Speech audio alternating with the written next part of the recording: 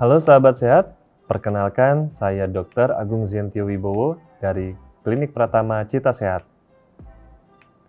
Pada kesempatan infomedis kali ini, saya akan membahas lebih lanjut mengenai penyakit yang disebabkan kekurangan dari vitamin B12. Nah, sahabat sehat, kita perlu ketahui terlebih dahulu apa itu vitamin B12. Vitamin B12 ini dikenal juga sebagai kobalamin. Adalah salah satu vitamin yang bisa larut di dalam air dan berperan sangat penting bagi kesehatan tubuh. Lalu, bagaimana sih vitamin B12 ini bisa mempengaruhi pada tubuh kita? Ada beberapa peran dari vitamin B12 ini dalam proses biologis pada tubuh kita. Yang pertama adalah pembentukan sel darah merah, di mana vitamin B12 ini bisa membantu dalam produksi sel darah merah yang sehat. Kemudian, vitamin B12 juga berfungsi sebagai metabolisme energi. Ini akan mengubah karbohidrat dari makanan menjadi energi, sehingga bisa membantu untuk metabolisme yang efisien.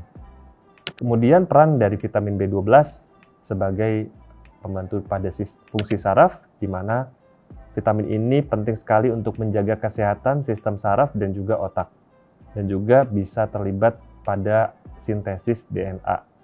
Nah, fungsi lainnya adalah fungsi regulasi homocysteine, di mana vitamin B12 ini bisa membantu mengontrol kadar homocysteine di dalam darah yang jika terlalu tinggi bisa menyebabkan risiko penyakit jantung. Nah, sahabat sehat, kondisi apa sih yang perlu kita perhatikan apabila kekurangan dari vitamin B12 ini? Nah, kalau terjadi kondisi kekurangan vitamin 12 ataupun defisiensi dari kobalamin, maka bisa menyebabkan beberapa masalah kesehatan, bisa sampai masalah kesehatan yang serius. Beberapa kondisi yang terkait dengan kekurangan vitamin B12 bisa berupa kondisi anemia megaloblastik. Ya, seperti tadi kita sudah bahas bahwa kekurangan vitamin B12 ini berkaitan dengan pembentukan sel darah merah yang sehat. Jika sel darah merah yang dihasilkan ini tidak sehat, yaitu berukuran lebih besar dan juga tidak berfungsi dengan baik, maka ini bisa menjadi anemia megaloblastik.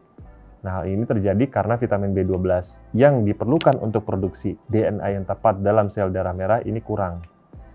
Akibatnya, tubuh tidak bisa mendapatkan cukup oksigen karena terjadinya anemia, kemudian bisa menyebabkan gejala seperti gejala anemia, seperti kelelahan, pusing, dan juga kulit pucat.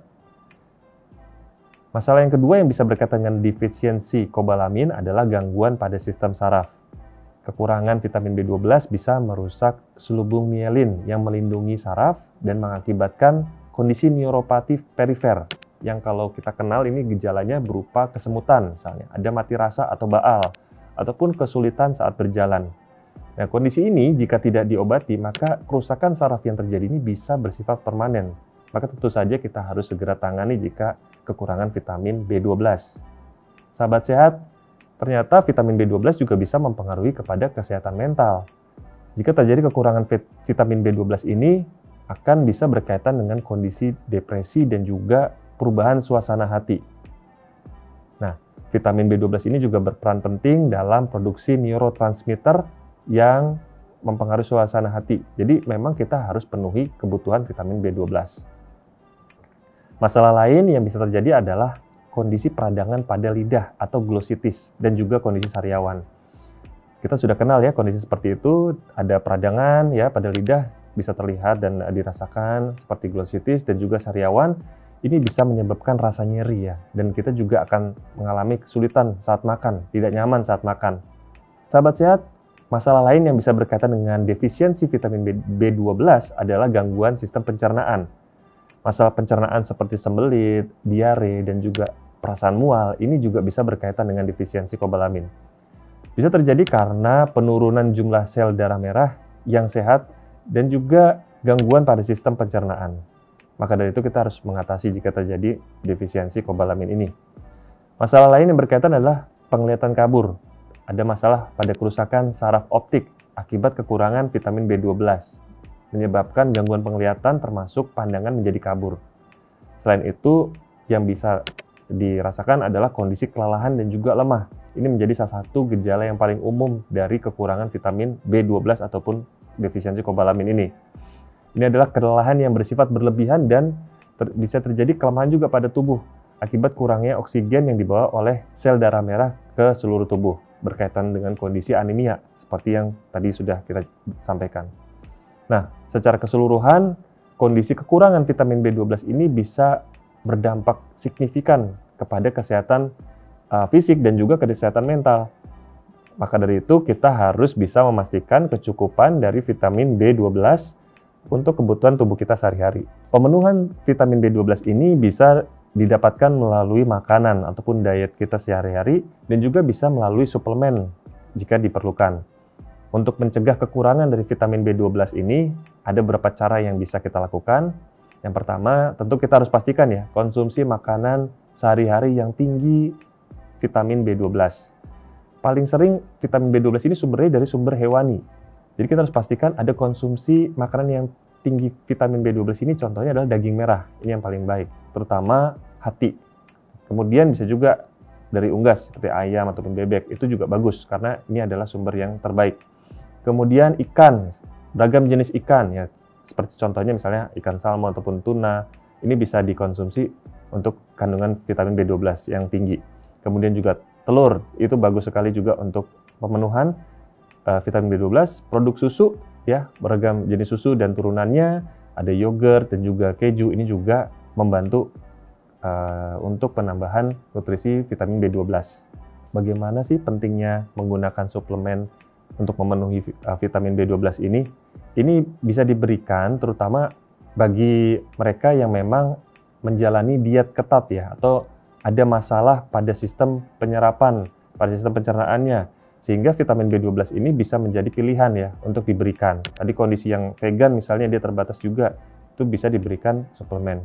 Kemudian jenis suplemen ini bisa berupa tablet ataupun injeksi yang akan nanti bisa diberikan oleh dokter, termasuk juga dosisnya, karena ini dosis beragam sesuai usia dan juga kebutuhan. Jadi nanti baiknya untuk lebih tepat kita perlu pemeriksaan diri kepada dokter.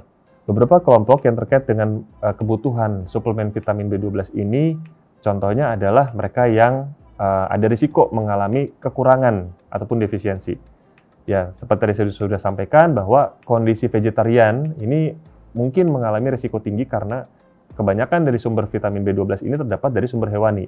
Kemudian juga ibu hamil dan juga ibu menyusui. Ini juga penting untuk konsumsi vitamin B12. Kemudian orang dengan gangguan sistem pencernaan karena memang penyerapannya mungkin bermasalah. Kemudian juga lansia, ini juga terkait dengan penyerapan dari vitamin B12 yang kurang baik. Kemudian kondisi anemia perniciosa yang juga penyerapannya juga kurang baik, dan penggunaan obat-obat tertentu seperti obat diabetes ataupun antasida atau obat lambung, ini juga berkaitan dengan penyerapan B12 yang kurang baik, sehingga perlu diberikan tambahan suplementasi vitamin B12. Ini yang menjadi penting supaya kita bisa memenuhi, terutama yang paling baik, kita berusaha menjaga pola hidup sehat dengan pemilihan jenis-jenis makanan yang memenuhi kadar gizi seimbang. Dengan demikian, kebutuhan vitamin B12 ini bisa dipastikan terpenuhi setiap harinya sehingga tidak terjadi defisiensi kobalamin. Sekian dari saya, semoga bermanfaat. Salam hidup sehat dan sampai jumpa.